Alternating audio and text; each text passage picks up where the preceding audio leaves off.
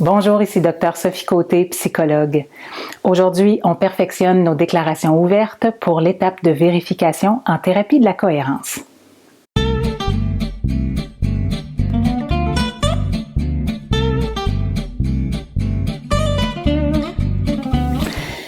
L'étape de vérification, c'est tout simplement l'étape dans laquelle on finit d'appliquer notre méthode scientifique et on va aller carrément donner une superbe opportunité aux symptômes de se déclencher en remettant la personne dans une situation, en imaginaire, qui typiquement déclencherait son symptôme, déclencherait son schéma, pour voir si on réussit à provoquer l'activation du schéma ou si vraiment il n'y a rien qui se déclenche parce que, on présume, l'encodage, le schéma cible, l'apprentissage émotionnel s'est transformé, a été réécrit par l'expérience de transformation que la personne a vécue.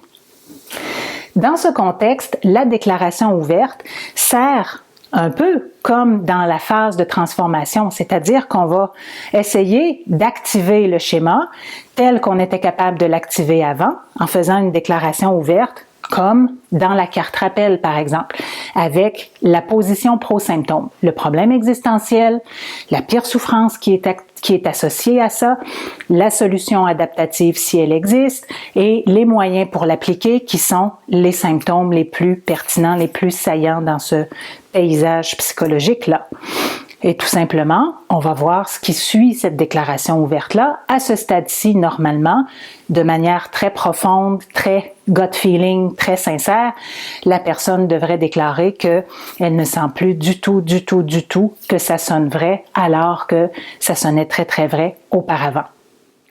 Alors, dans la démonstration, on n'a pas fait d'étape de vérification en tant que telle.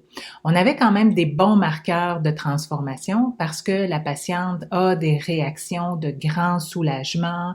Elle était au bord des larmes, c'est ce qu'elle m'a dit par la suite. Donc, vraiment, elle ressent une profonde libération. Même quand on la ramène dans l'exemple récent avec sa fille. Alors ça nous donne quand même des bons indicateurs.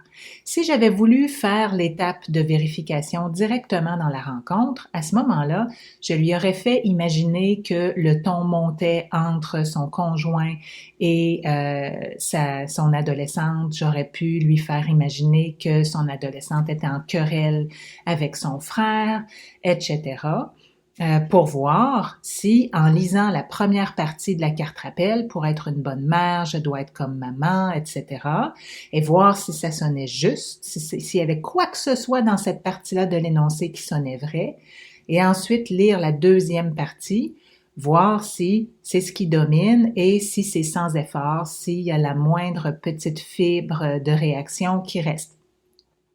C'est sûr que pour un cas comme ça, personnellement, j'aurais plutôt tendance à faire mon étape de vérification à la rencontre suivante, après que la patiente soit retournée dans son quotidien, qu'elle ait fait face à différentes situations normales de son quotidien selon les variations d'humeur de son adolescente, et de voir si elle a bien utilisé sa carte rappel, quelle position, l'ancienne ou la nouvelle, quelle vérité émotionnelle sonne le plus juste, et toujours si ce changement-là, s'il est dans le sens qu'on veut, évidemment, que c'est la deuxième partie qui sonne la plus vraie, et un maintien systématique, sans effort, à travers différentes situations.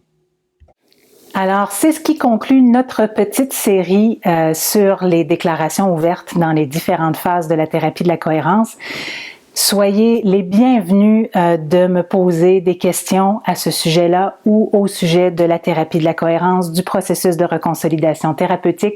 Ça me fera toujours plaisir d'y répondre, peut-être dans d'autres capsules vidéo. Alors d'ici là, je vous dis à la prochaine et bonne pratique!